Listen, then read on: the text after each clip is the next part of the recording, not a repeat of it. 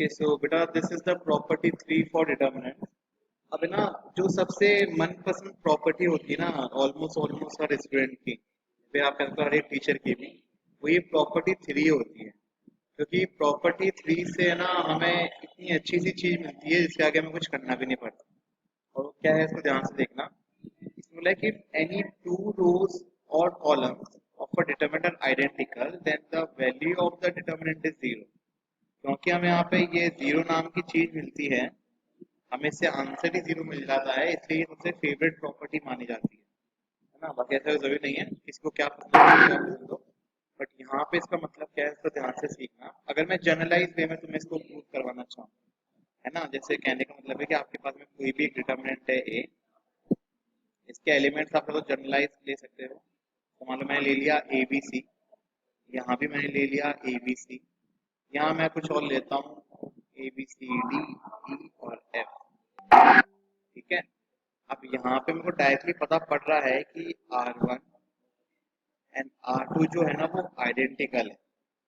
और आइडेंटिकल से यहाँ पे हमारा मतलब क्या होता है कि कॉरेस्पॉन्डिंग एलिमेंट सेम होने चाहिए, मतलब ए के नीचे वाला एलिमेंट बी के नीचे और सी के नीचे ये एकदम सेम दिखने वाले होने चाहिए ना, ध्यान रखना।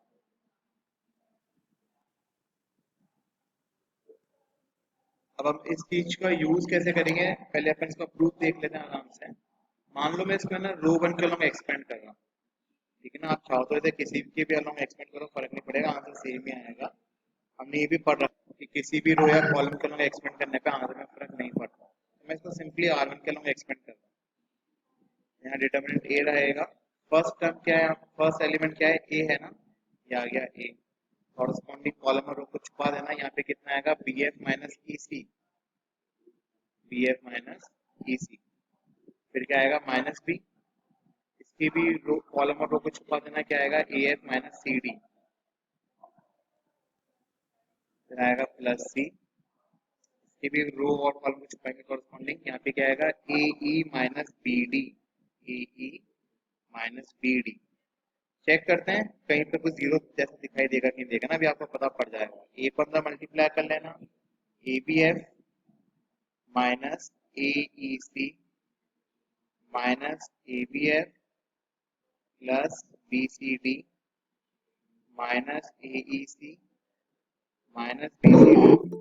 आप बेटा आराम से ऑब्जर्व कर सकते हो, माइनस बी सी डी से प्लस बी सी डी गया, माइनस ए ई सी से सॉरी यहाँ पे प्लस का ए सी आएगा ना, प्लस के ए सी से माइनस का ए सी गया, और माइनस की ए बी एफ से प्लस का ए बी एफ गया। फाइनल आंसर कितना आ गया हमारे पास में, जीरो।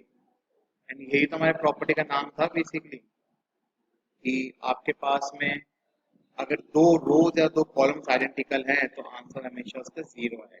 कहने का मतलब ये है कि मान लो आपको कहीं पे पूछा जाए कि फाइंड डिटरमिनेंट ए, और आपको डिटरमिनेंट दे रखा कुछ इस तरीके का 2 3 5 4 6 7 and 2 3 5।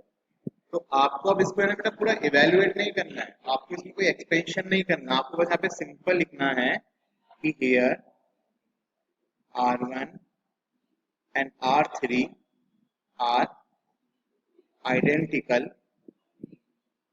therefore determinant A directly आपको क्या लिखना है फिर जीरो के इक्वल। आपको कुछ नहीं लिखना कि भाई प्रॉपर्टी नंबर 3 या कुछ और, बस यहाँ लिख दो जो आप ऑब्जर्वेशन कर पा रहे हो वो लिख दो, दैट R1 और R3 आइडेंटिकल। और हमें पता है कि अगर रोज आइडेंटिकल हैं तो डिटरमिनेंट की वैल्यू जीरो हो जाती है। So this is the property number 3। Okay, अब बेटा प्रॉपर्टी नंबर 4 में हमें बोला है that if each element of a row और column of a determinant is multiplied by a constant या फिर स्केलर भी कह सकते हो आप, then its value gets multiplied by K. Okay, अब इसका मतलब क्या है इसको ध्यान से समझना।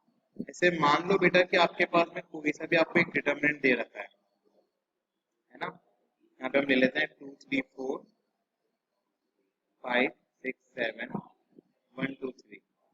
ये मेरे पास में एक डिटर्मिनेंट है, अगर मैं इसकी वैल्यू निकालूं यहाँ पे, अगर मैं इस पे इवेल्युएट करूँ, मैं R1 के अलॉन्ग इसको एक्सपेंड कर रहा हूँ, ठीक है। तो मेरे पास में यहाँ पे कितना आएगा 16 माइनस 14 माइनस 3 हो जाएगा, यहाँ पे आएगा 15 माइनस 7 देन प्लस 4 आप समझ जाना मैं कौन सी रो या कॉलम हाइड करूंगा ना, इतना ध्यान रखना बाप में। यहाँ पे आएगा 10 माइनस 6, तो इसका आंसर हमारे पास में आएगा यहाँ पे 18 minus 15 is 4, 4 into 2 is 8, 15 minus 7 is 8, 8 into minus 3 is minus 24, 10 minus 6 is 4, 4 into 4 कितना हो जाएगा आपके पास में यहाँ पे 16 हो जाएगा। तो अल्टीमेटली यहाँ पे हमारे पास में आंसर ही 0 आ रहा है। यार ये एग्जांपल शायद मैं कुछ ज़्यादा ही सिंपल ले लिया, इसमें आंसर ही 0 आ गया। अपन इसमें कुछ चेंज कर देते ना, हो सकता है कुछ वैल्यू चेंज हो जाए हमारे पास में। एक काम करते हैं, यहाँ पे इसको 5 कर देंगे, देखते हैं हमारे पास में आंसर क्या आता है ना।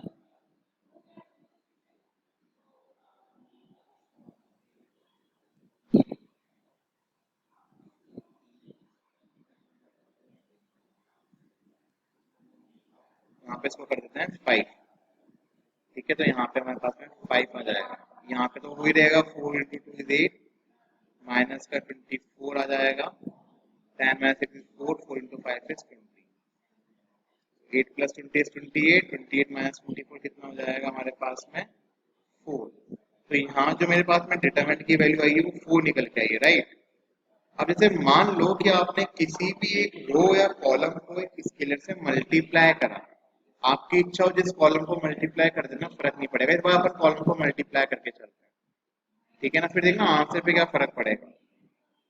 मल्टीप्लाई C1 बाय 2, C1 को बेटा मैं 2 से मल्टीप्लाई कर देता हूँ, तो ऑब्वियस बात अब तो मेरा डिटरमिनेंट भी चेंज हो जाएगा। इसको मैं यहाँ पे लिख देता हूँ डिटरमिनेंट भी, क्योंकि मैंने इसकी वैल्यूज ही चेंज कर दी है, तो आंसर भी चेंज आने वाला है। तो यहाँ पे मेरे पास में आएगा 4, 10, 2, बाकी सब कुछ सेम ही रहेगा ना, बाकी मैंने किसी को कोई मल्टीप्लाई नहीं करा, अभी हम सिंगल रो पे मल्टीप्लाई कर रहे हैं। अब अपन बेटा डिटरमिनेंट बी इवेल्युएट करते हैं और चेक करते हैं इसका आंसर क्या आता है। मैं अभी भी रो वन के लॉन्ग एक्सपेंड करूंगा। यहाँ पे 4 है मेरे पास में, यहाँ आपके पास में जाएगा 18 माइनस 14 माइनस 3, यहाँ आपके पास में जाएगा 30 माइनस 14 प्लस का 5, यहाँ आपके पास में जाएगा 20 माइनस 12। लेट्स सी, यहाँ पे तो अभी मेरे पास में क्या आएगा 16 आएगा, माइनस 30 में से 14 जाएंगे तो कितने जाएंगे 16, 16 इंटू 3 कितना हो जाएगा 48, 20 माइनस 12 इज 8, 8 इंटू 5 इज 40। अब 60 प्लस 40 हो जाएगा, 16 प्लस 40 हो जाएगा 56 में से अगर आप 48 माइनस करोगे तो आपको क्या मिलेगा 8 मिलेगा। अब है ना, अगर आप यहाँ से इन दोनों को ध्यान से कंपेयर करोगे तो आपको साफ साफ पता पड़ रहा है कि डिटरमिनेंट बी जो है ना बेटा, ये ट्वाइस है डिटरमिनेंट ए के, और हमने मल्टीप्लाई भी किस स्केलर से करा था, हमने मल्टीप्लाई भी 2 से ही करा था।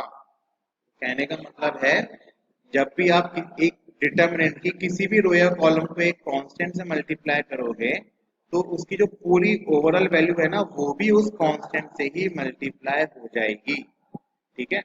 जैसे मान लो आपके पास में ऐसा कुछ क्वेश्चन आ जाता है, if determinant A is equal to 20 and its first row is multiplied by 10, find value of new determinant। मान लो आपके पास में तो कुछ ऐसा इस टाइप का आपका क्वेश्चन आता है, ठीक है।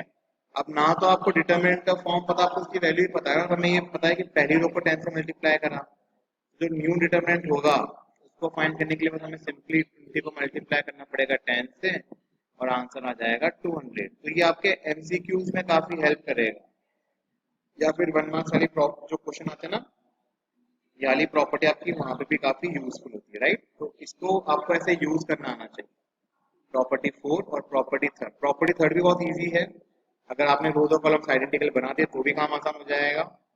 यहाँ पे अगर आपने किसी एक रो को मल्टीप्लाई करा तो पूरा ओवरऑल वैल्यू भी मल्टीप्लाई हो जाएगी, ये भी आपके सामने ही है, ठीक है। इसको ध्यान से देखना। ओके, अभी रिमार्क्स देखना बेटा, ये रिमार्क्स काफी यूजफुल रहने वाले हैं आपके आगे के क्वेश्चन को अटेम्प्ट करने में। सबसे पहले बोला है कि by this property we can take out any common factor from any one row, ये important है, any one row or any one column of a given determinant. जब आप बेटा मैट्रिक्स पढ़ते थे ना, तो मैट्रिक्स में या तो हम लोग है ना पूरी रोज या कॉलम्स को मल्टीप्लाई करते थे, और या फिर हम पूरी कॉलम या मैट्रिक्स में से कॉमन निकालते थे। वहां पे हम सिंगल रो या सिंगल कॉलम से डील नहीं करते थे। डिटरमिनेंट के केस में, क्योंकि डिटरमिनेंट एक मैट्रिक्स नहीं है, ये एक न्यूमेरिकल वैल्यू आपको देता है।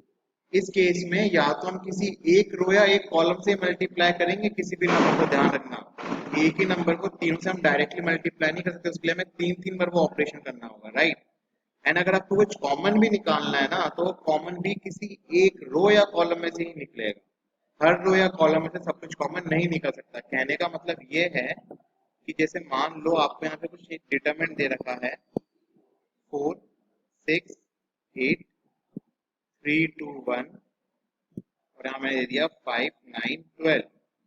तो अगर आपको यहाँ पे रो 1 दिखाई दे रही है, इस रो 1 के अंदर हमारे पास में कॉमन फैक्टर क्या आ रहा है 2, क्योंकि तीनों ही 2 के मल्टीपल्स हैं। तो आप बेटा यहाँ पे 2 कॉमन निकाल सकते हो, और ये आपका बन जाएगा यहाँ पे 2 3 4। बाकी एलिमेंट्स के ऊपर कुछ भी फर्क नहीं पड़ेगा, वो एज इट इज ही लिखे जाएंगे, ध्यान रखना इसके बारे में। तो ये एक इस रिमार्क है इस प्रॉपर्टी का, जो हमने अभी भी यहाँ पे देखी है ना, प्रॉपर्टी नंबर 4 के अंदर। अब प्रॉपर्टी 4 के बाद में प्रॉपर्टी 3 जो थी ना, उसका भी एक इजी रिमार्क यहाँ पे आया है, और बहुत अच्छा रिमार्क है, ठीक है। जैसे हम लोगों ने प्रॉपर्टी 3 में बेटा भी क्या देखा था यहाँ पे, कि अगर दो रोज या दो कॉलम्स आइडेंटिकल हैं एक डिटरमिनेंट के, तो उस केस में उस डिटरमिनेंट की वैल्यू क्या हो जाती है, 0 हो जाती है। अब सिर्फ आइडेंटिकल होना ही मतलब जरूरी नहीं है, हो सकता है कि दो रोज या दो कॉलम्स प्रोपोर्शनल भी हो। कहने का मतलब क्या है, उसको ध्यान से देखना वापस से। जैसे मान लो आपको यहाँ पे एक डिटरमिनेंट दे रखा है, अपन ने मेरे पास एक डिटरमिनेंट है, यहाँ पे लिखा हुआ है 2 4 6। यहाँ सेकंड रो है 1 2 3, थर्ड रो आपको कुछ भी दे रखी है यहाँ पे 0 5 9, है ना। अब इसको देख के तो हमें बिल्कुल भी नहीं लगेगा कि इसकी रोज आइडेंटिकल है और कॉलम्स आइडेंटिकल है, तो हम इसको सॉल्व करेंगे। लेकिन अगर आपने प्रॉपर्टी 3 और 4 को एक साथ यूज करना सीख लिया, तो आपका काम बहुत आसान हो जाएगा। कैसे? जैसे आपको अगर दिखाई दे रहा होगा बेटा, तो यहाँ से रो 1 में से क्या कॉमन आ रहा है, 2 कॉमन आ रहा है। तो मान लो मैंने 2 कॉमन निकाल लिया फ्रॉम R1। आपको लिखना पड़ेगा ना, हम क्वेश्चन करेंगे taking R2 common from R1, ये सब कुछ अपन लिखते हैं। अभी आपको क्वेश्चन में बताऊंगा अभी वो चीज। तो यहाँ क्या बचेगा 1 2 3, और जो सेकंड रो है उसमें भी क्या है 1 2 3 ही है। थर्ड रो के अंदर क्या है 0 5 9। तो हमने पहले स्टेप में तो है ना प्रॉपर्टी 4 का इस्तेमाल किया। दूसरे स्टेप में हमें क्या पता पड़ रहा है यहाँ पे कि R1 और R2 कैसी हैं, आइडेंटिकल हैं। अब बेटा अगर R1 और R2 आपकी आइडेंटिकल हो जाएगी, तो आप कह सकते हैं ना कि डिटर्मिनेंट A किसके बराबर हो जाएगा 2 इंटू 0, और 2 इंटू 0 कितना होता है, 0 ही होता है। तो सिर्फ और सिर्फ रोज या कॉलम्स का इक्वल होना ही जरूरी नहीं है। अगर रोज या कॉलम्स आपकी बेटा प्रोपोर्शनल भी है ना, तब भी आपके पास उस डिटरमिनेंट की वैल्यू क्या होती है, 0 ही होती है। इस चीज का ध्यान रखना। तो ये आपके पहले रिमार्क का एग्जाम्पल था, और ये आपके दूसरे रिमार्क का एग्जाम्पल। अभी अपन देखेंगे हमारे पास में कोई क्वेश्चन आएगा, तो इसी कंसेप्ट पे बेस्ड अपन उसको करने की कोशिश करेंगे, राइट। ध्यान से देखना। एग्जाम्पल नंबर 9 है ना, अपन इसको करने की कोशिश करते हैं एक बार।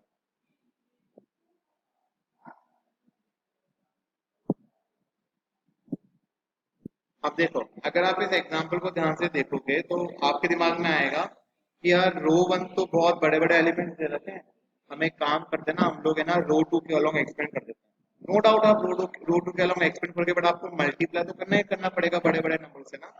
अब उससे अच्छा है कि हम लोगों को है ना टेबल है, हम लोगों को 6 की टेबल तो अच्छे से आती है, 70 की भी टेबल हमें अच्छे से आती है ना।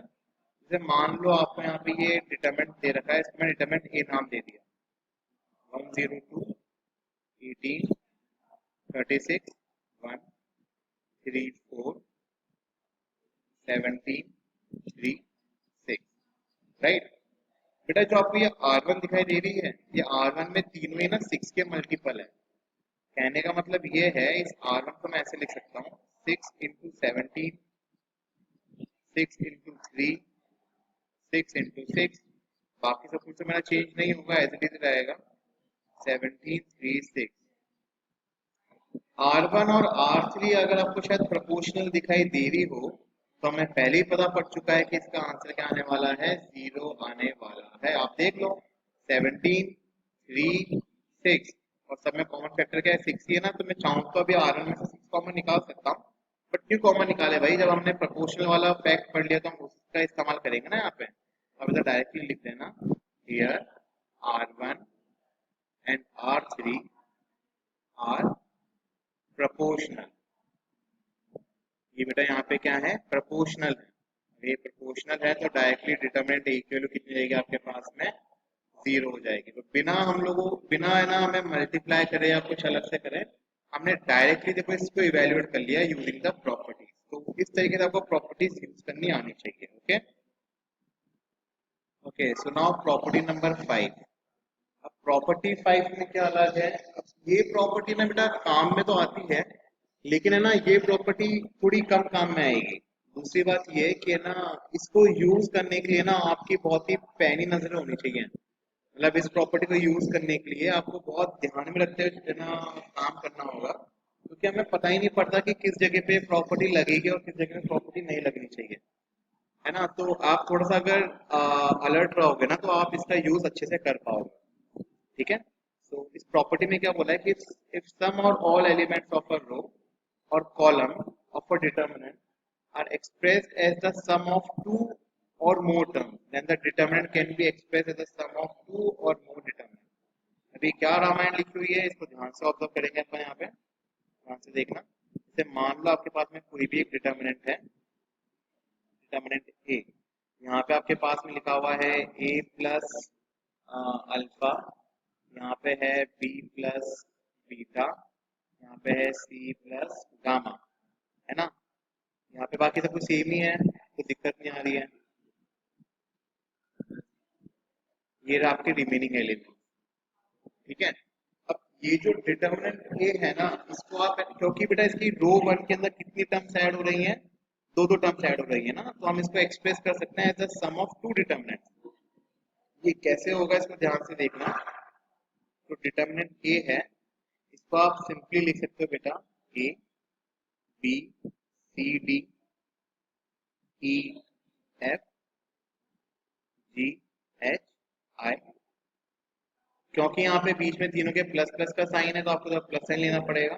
मान लो अगर साइन अलग अलग भी होते ना तो आप तो प्लस लगाते, फिर वो साइन यहाँ पे अंदर एलिमेंट से भी लग सकते थे। यहाँ पे आएगा alpha beta gamma D E F G H आई।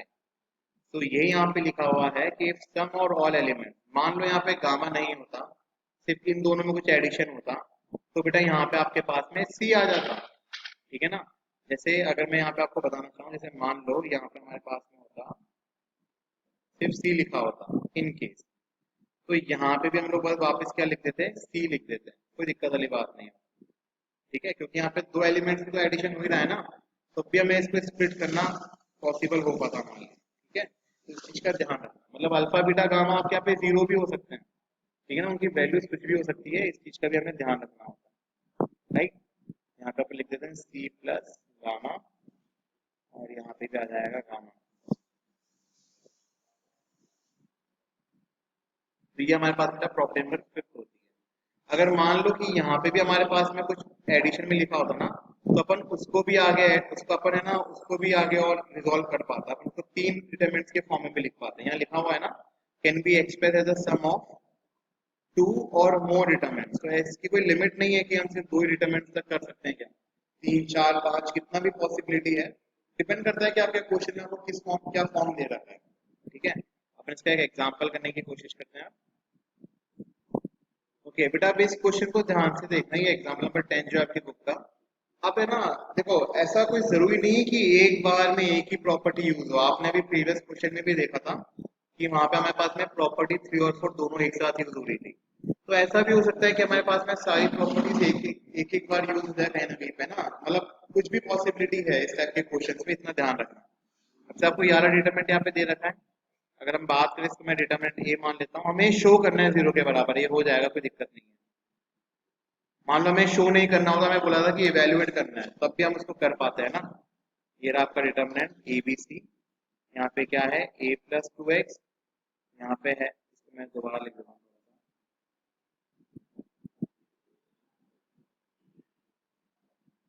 ये है a प्लस 2x, यहाँ पे है b प्लस 2y, यहाँ पे है c plus 2z, a b c x y z।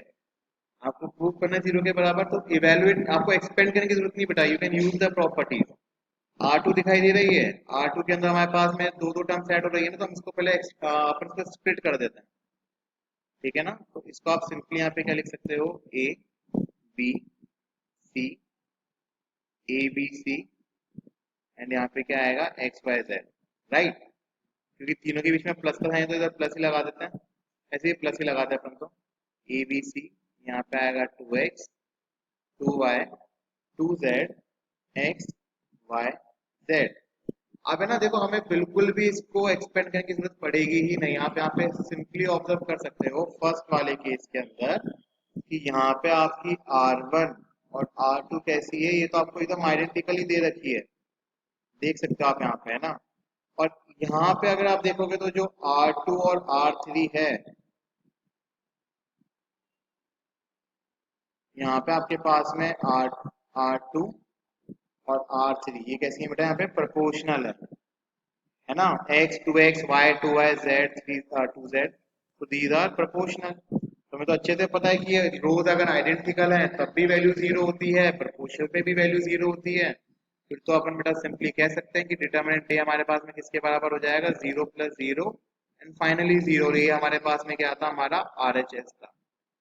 तो क्वाइट इजीली डन, ये बहुत इजीली हो गया हमारा, है ना।